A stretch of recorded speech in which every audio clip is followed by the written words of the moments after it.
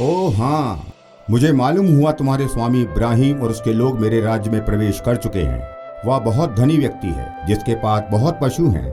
उसके पास काम करने वाले बहुत नौकर हैं। मैंने यह भी सुना है कि जहाँ कहीं वह जाता है परमेश्वर उसे आशीष देता है। मुझे और बताओ, क्या ये सब बातें सच हैं? ओ बिशरबा के राजा, मुझे आपके सामने उपस्थित होने और अपने स्वामी इब्राहिम के विषय में बताने में गर्व है। मैं उसके घराने में ही रहकर ही बड़ा हुआ और मैं उसके समस्त पशुओं का कार्य देखता हूँ। आपने इब्राहिम के विषय में जितनी कहानियां सुनी वे सच हैं। इब्राहिम को परमेश्वर में दृढ़ विश्वास है। मैं आपको एक समय की बात बताता हूँ जब परमेश्वर ने एक महान रीति से इब्राहिम के विश्वास को परखा। परमेश्वर ने उससे कहा, इब्राहिम, अपने पुत्र को जिससे तू प्रेम करता है ले जा और मोरिया क्षेत्र में जा और उसे एक पर्वत पर जिसे मैं तुझे दिखाऊंगा बलिदान के रूप में चढ़ा। सुबह इब्राहिम ने अपने पुत्र के साथ उस स्थान की यात्रा शुरू की जहां परमेश्वर ने उसे भेजा था। तीसरे दिन इब्राहिम ने दूर से उस स्थान को देखा। तुम यहाँ गधे के साथ ठहरो, जबकि बेटा और मैं थोड़ी दूर पर्वत के ऊपर जाएंगे। हम आराधना करेंगे और तब तुम्हारे पास वापस लौटेंगे। इब्राहिम ने होम बलि के लिए लकड़ियां ली और अपने पुत्र पर लाद दी।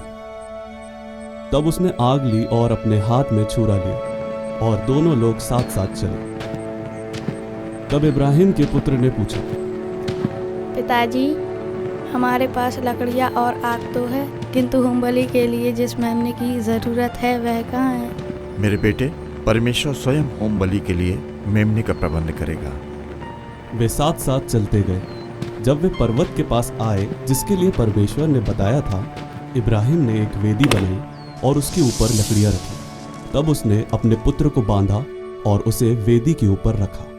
तब इब्राहिम ने अपना हाथ बढ़ाया, उसने छुरा लिया और अपने प्रिय पुत्र को बलिदान करने की तैयारी की। तब परमेश्वर के स्वर्गदूत ने उसे पुकारा, इब्राहिम, इब्राहिम। तू लड़के को किसी प्रकार की हानि मत पहुंचा, क्योंकि अब यह स्पष्ट हो गया है कि तू परमेश्वर का आदर करता है, क्योंकि तूने मुझसे अपने इकलौते पुत्र को भी नहीं रख छोड़ा है। इब्राहिम ने ऊपर देखा और अपने पीछे एक भेड़ को झाड़ियों में सींगों से फंसा देखा, इसलिए वो गया और भेड़ को लिया। इब्राहिम ने भेड़ को बलिदान के रूप में अपने पुत्र के बदले में चढ़ाया। तब इब्राहिम ने उस स्थान का नाम रखा, परमेश्वर उपाय करेगा। तब स्वर्गदूत ने इब्राहिम को फिर पुकारा और कहा, परमेश्वर तुझसे कहता है, क्योंकि तूने ये काम किया है और अपने पुत्र को भी नहीं रख छोड़ा, मैं निश्चय तुझे आशीष दूंगा। मैं तेरे वंशजों को बहुत अधिक बढ़ाऊंगा, जिससे वे इतने ही अनगिनत हो जाएंगे जैसे आकाश के तारे या समुद्र के किनारे के रेत के कण। क्योंकि तूने मेरी आज्ञा मानी है, इसलिए पृथ्वी के समस्त देश आशीषित होंगे। तब इब्राहिम अपने नौकरों के पास लौटा और वो एक साथ बिरशीबा को लौट गए, जहां अब हम रहने आए हैं। इस बात पर विश्वास करना कठिन है कि इब्राहिम ने अपने एकमात्र पुत्र को अपने परमेश्वर के लिए दे दिया। क्या यह कहानी सच है?